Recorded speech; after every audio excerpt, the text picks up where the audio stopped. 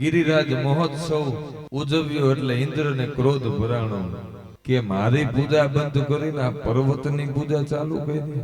આ પર્વત શું તમને બધું આપી દે છે? તમે એની પાછળ વરુણને આજ્ઞા કરી કે જાઓ અનરાધાર મેઘ વરસાવો. બારે મેઘ ખાંગા થયા અને આખું વૃંદાવન છે ધીમે ધીમે ધીમે ધીમે ધીમે કરતા પાણીમાં ડૂબવા લાગ્યું. આ બાજુ બધાએ કીધું કે કાના તે કીધું તું ને કે આ ગિરિરાજજી બધું કરી હગ્યું તો હવે આપણે ક્યાં જાવું? તો કે જેની પૂજા કરીને એના શરણે જઈએ ચલો. તો કે ગિરિરાજજીના શરણે જાય તો ગિરિરાજ થોડું આપણને શરણ આપશે. તો કે આપણે જઈએ તો ખરા. આવીને ગિરિરાજજીના શરણે આવ્યા. ગિરિરાજજી ઉપર ધજા ફરકાવી